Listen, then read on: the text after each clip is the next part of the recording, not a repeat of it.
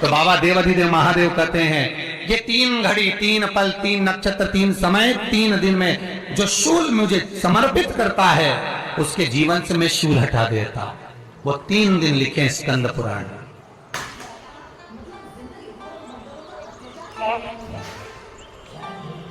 महाराज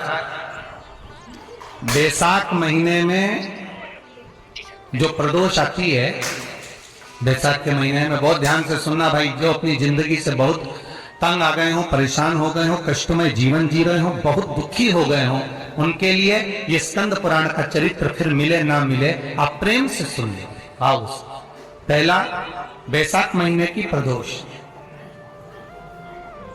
चाहे वो शनिचरी प्रदोष हो, चाहे रविवार की हो, सोमवार की हो, मंगल की हो, बुधवार की हो, गुरुवार की हो, शुक्रवार की हो, शनिवार की हो, कोई भी वार की हो, पर बैसाख महीने की प्रदोष, प्रदोष काल में शाम का समय सूर्य डूब रहा हो, बस डूबा ही हो, और उस समय पर सूर्य के डूबन के तुरंत बाद बाबा को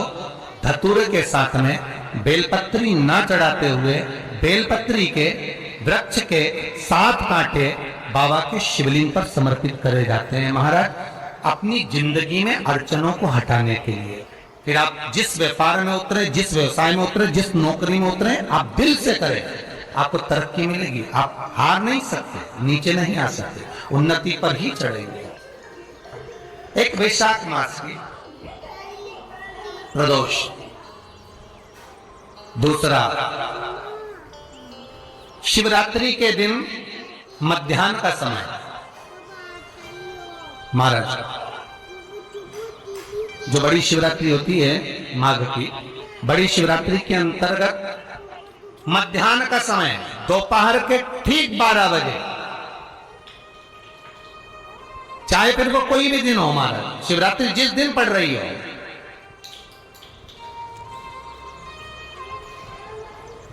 उस दिन भी धतूरे के साथ बाबा को 7 कांटे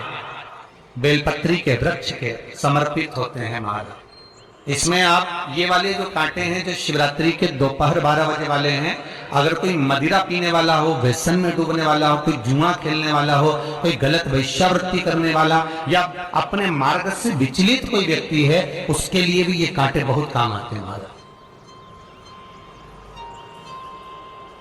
दूसरा, पार्वती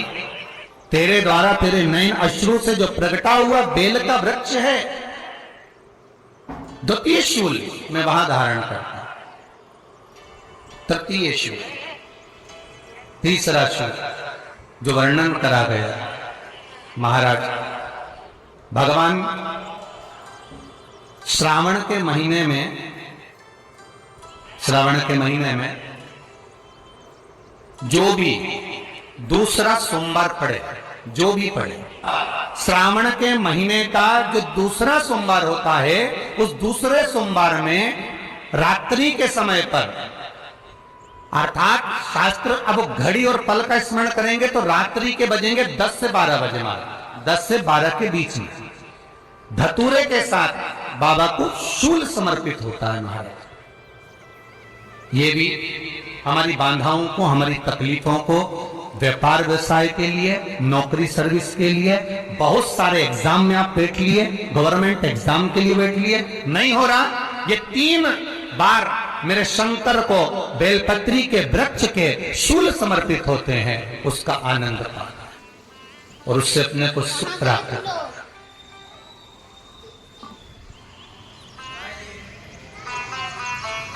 कि बाबा भोलेनाथ जी के नयन अश्रु से जो प्रकट हुआ वो रुद्राक्ष का पौधा है, माता पार्वती के नयन अश्रु से जो प्रकट हुआ वो बेलपत्री का पौधा है, और उमा और महेश, जिस महेश के वंशज हैं महेश्वरी,